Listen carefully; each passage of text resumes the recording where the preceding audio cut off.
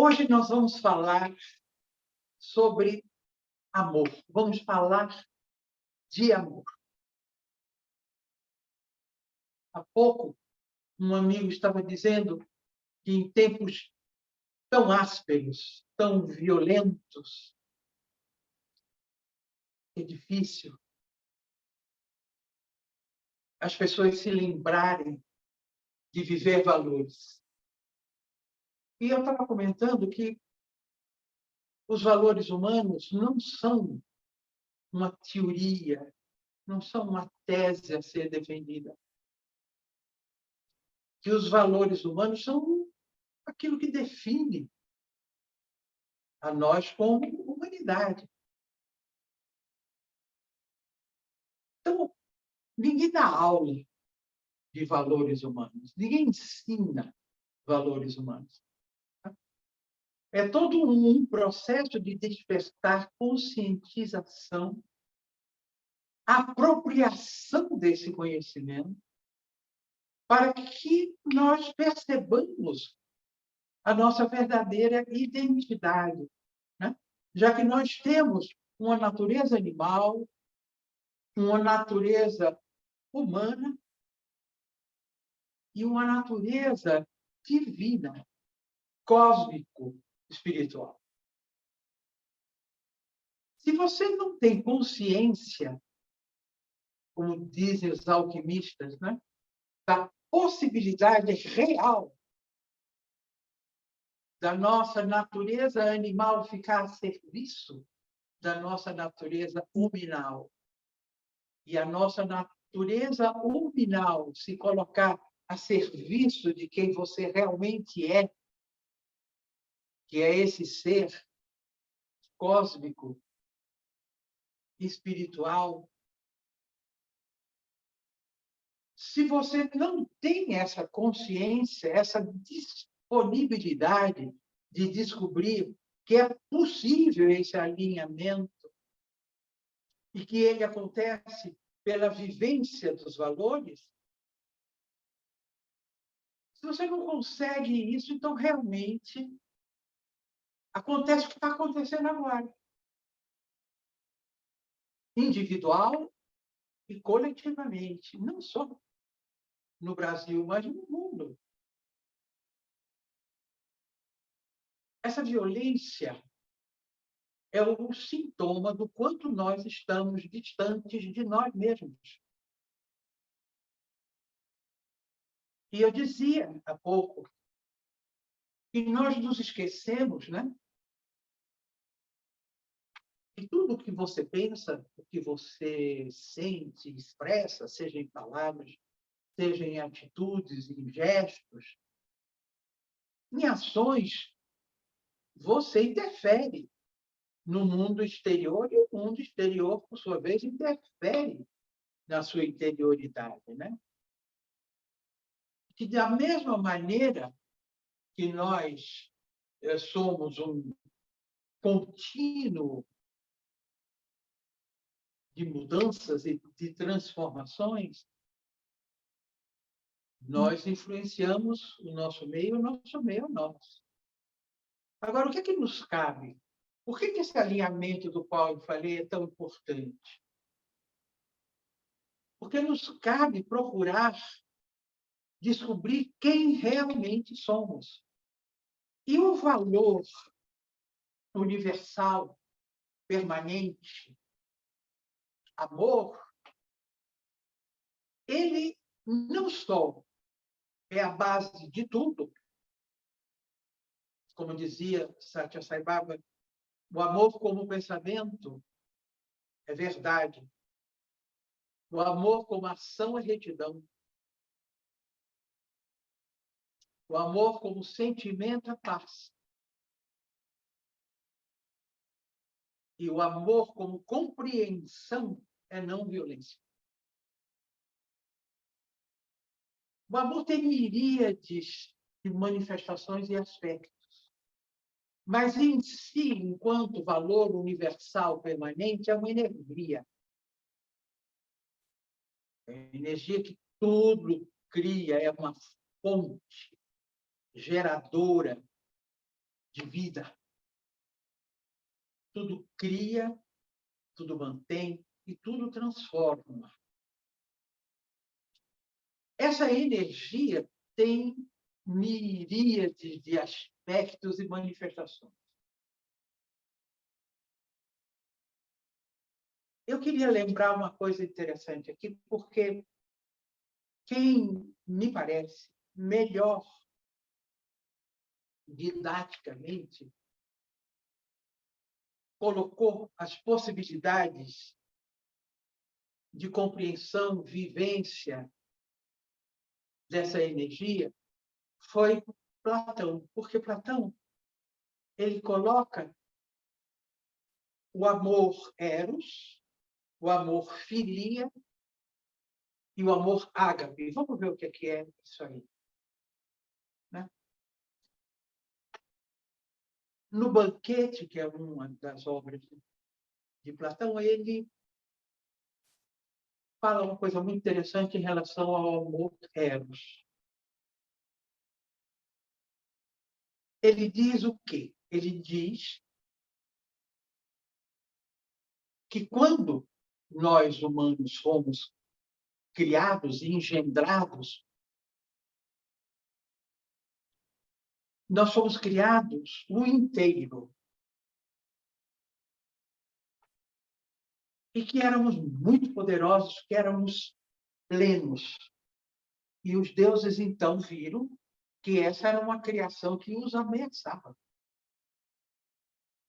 E, então, nos dividiu em duas metades.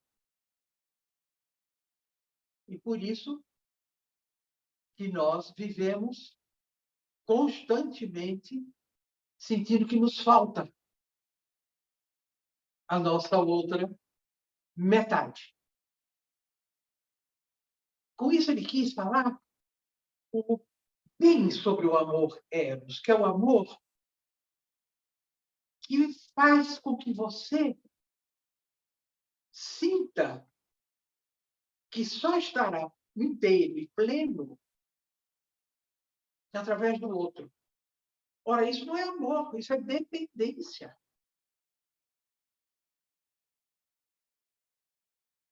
Ele coloca a possibilidade dessa inteireza acontecer quando você se auto-reconhece como uma fonte de amor.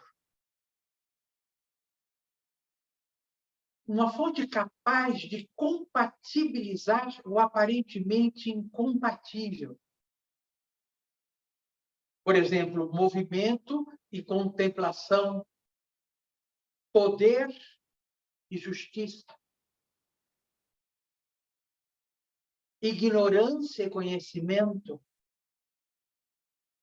trabalho e alegria.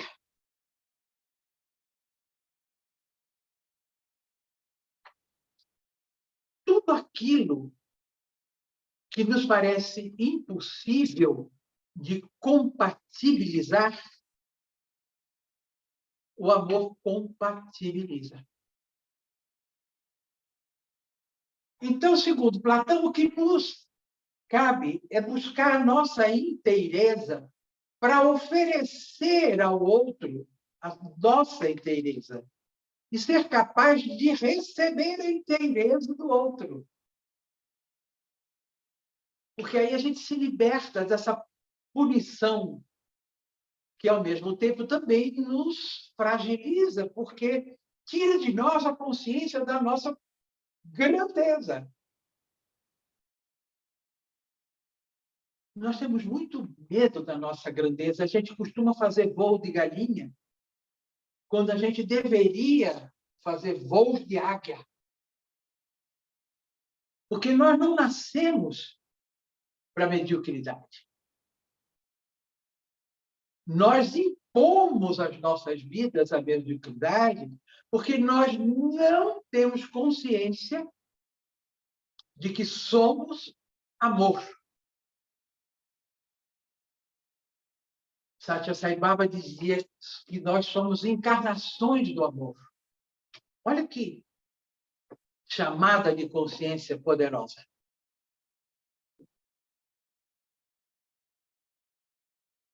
O quanto está embutido nisso?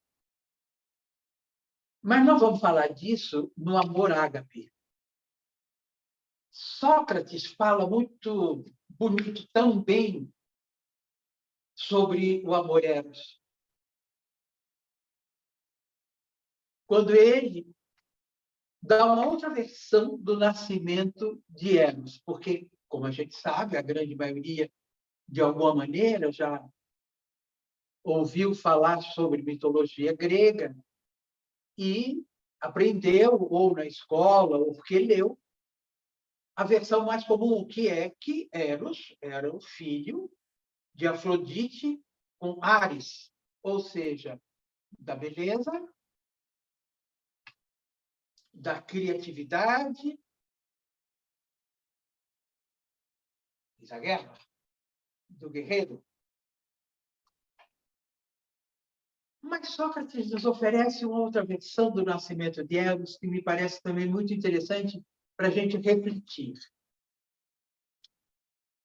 Ele diz que Eros é filho de Pênia, ou seja, a penúria, a carência, e Poros, a astúcia, a esperteza. Então, ele conta um mito dizendo que Poros queria muito entrar numa festa, mas ele não tinha sido convidado. O que ele faz? Por esperteza, ele seduz e consegue entrar na festa. E come muito, e bebe muito, e adormece nos jardins. Pênia, a penúria, a carência, ela era apaixonada por Poros. Por quê? Porque Poros criava estratégias, argumentava e conseguia sempre o que ele queria. E ela é exatamente o oposto disso. Porque ela sempre esperava que o outro desse. Nunca ela tinha a própria atividade, né? Então, o que ela faz? Ela aproveita que ele está deitado, adormecido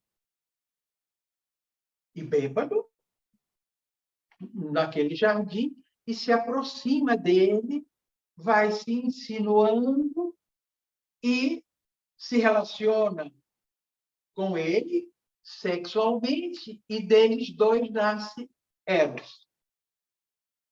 Então, o amor erótico é sempre distorcido, sempre um projeta no outro a necessidade de que ele resolva suas carências. Então, esse amor, Eros, muitas vezes é uma projeção. A minha carência cisma que você é a solução da minha vida e eu crio o amor idealizado.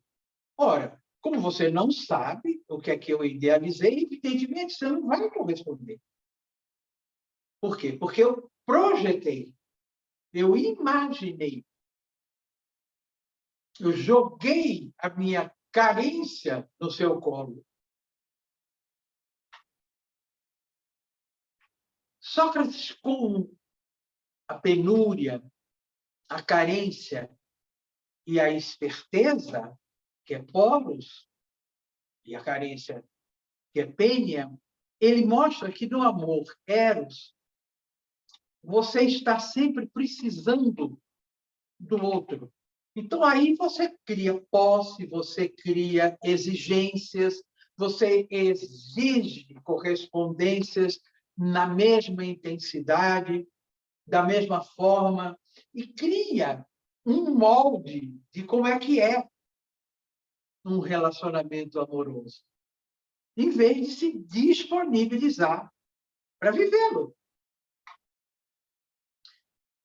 E o mais grave, você não deseja só aquela criatura, você deseja o desejo dela.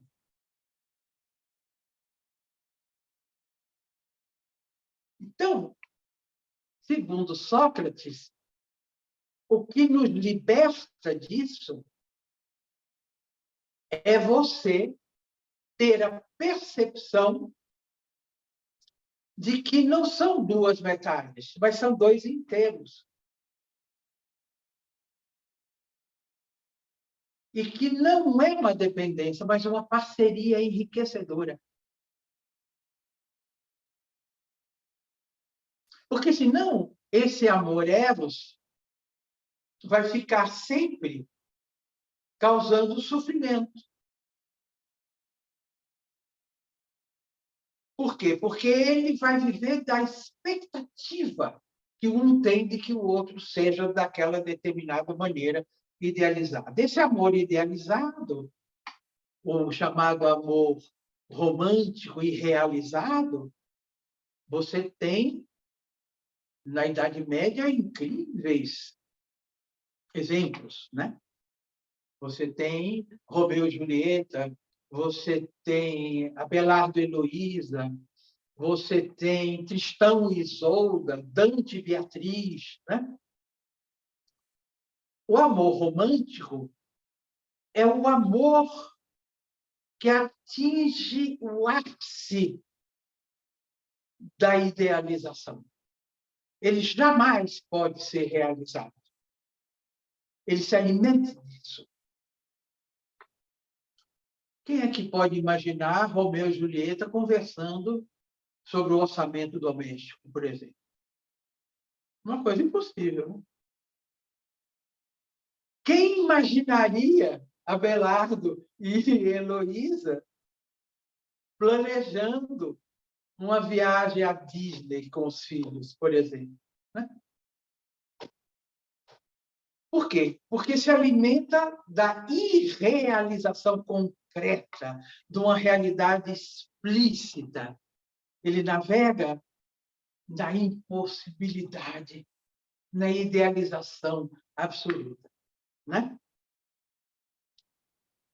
Esse poderia ser uma maneira, para que eu não me estenda demais, de nós olharmos a quantas anda a nossa relação com essa forma do amor eros. Muito bem, e o amor filia, amizade, né? Solidariedade, que é o amor que você quer o bem do outro, que você se disponibiliza para fazer o bem do outro. Não obrigatoriamente esperando que ele faça por você. A solidariedade é a nossa capacidade de empatia. Né? A amizade, talvez a manifestação mais bonita do amor. Filia. Por quê? Porque na amizade você acolhe o outro, não porque você o idealiza, porque você sabe que ele tem defeitos, como você, tem qualidades, como você, mas você o acolhe. E você o admira. O que é admirar? É olhar de dentro para fora. Você sabe que na dinâmica criativa do relacionamento entre você e o seu amigo, a sua amiga, vão haver transformações mútuas. Então, o nível de exigência cai muito. E o que você vive é enriquecedor. É um aprendizado mútuo, uma para de arestas mútuas.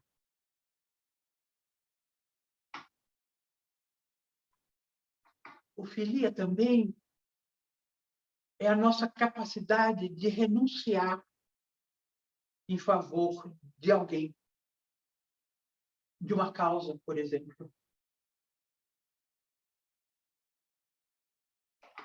E, por fim, o amor ágape, que cria uma ponte entre o humano e o divino. Aí eu volto a lembrar que Sai Baba diz que somos encarnações do amor. Olha que... Quer dizer, o amor, se ele assume uma forma humana, é porque nós temos um poder de superação, de autossuperação, de transcendência, de tudo que nos impede de nos conectarmos e nos apropriarmos da nossa essência, que é o amor. Esse amor ágape, ele não é apenas devoção, louvação. Ele é mais, ele é uma vivência, uma experiência viva da nossa capacidade de transcender, de acessar planos superiores e mais sutis das expressões do amor. Me lembro agora de São Tomás de Aquino, um dos doutores da Igreja, um dos intelectuais mais brilhantes que a humanidade já criou. Certa vez, ele estava oficiando uma missa. E olha que foi ele o homem que levou o pensamento aristotélico, que, por sua vez, ele recebeu de Avicena, o mago, o médico, o filósofo árabe extraordinário, que traduziu do grego para o árabe e do árabe para o latim e levou, não é? Para os doutores da Igreja. E São Tomás se apaixonou e desenvolveu esse pensamento de maneira magnífica. Muito bem. Ele estava oficiando lá a missa e o padre, que estava ajudando ele no ofício, percebeu que, de repente, sem que nada aparentemente tivesse acontecido, São Tomás cai de joelhos, as lágrimas lhe descem pelas faces e ele fica em êxtase por um bom tempo. E o padre, que estava servindo de sacristão, não sabia o que fazer. São Tomás sai daquela epifania, daquela transcendência, daquela vivência mágica, e o padre diz para ele: mestre, o que houve? E ele diz: não sei lhe explicar, mas posso afirmar que, diante disso que eu vivi, tudo o que eu escrevi perdeu o valor. O que ele quis dizer? Todas as conjecturas que eu fiz, tudo o que intelectualmente eu procurei definir como amor, em todas as suas formas e aspectos, é nada diante da experiência transcendental da vivência amorosa, do amor ágape, o amor que prova que somos capazes de ir além de nós mesmos. Então, quando Sai Baba nos chama de encarnações do amor, ele está dizendo para nós que somos o quê?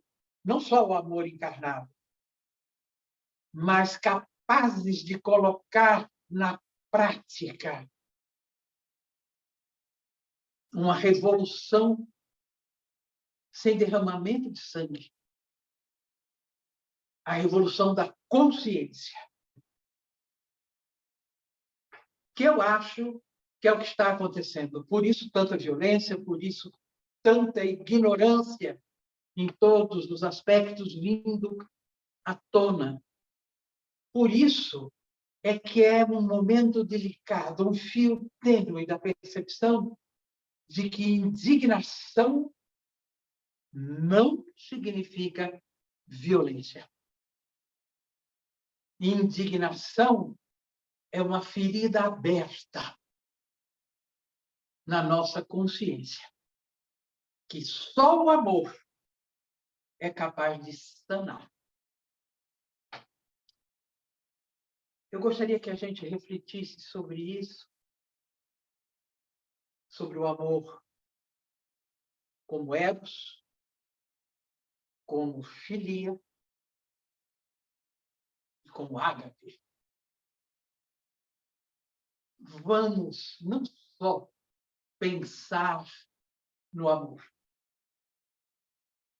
vamos sentir, porque estamos nesse fosso, porque durante muitos anos nós preferimos escrever, cantar, teorizar sobre o amor do que viver o amor. Vamos ver o que a gente pensa nisso?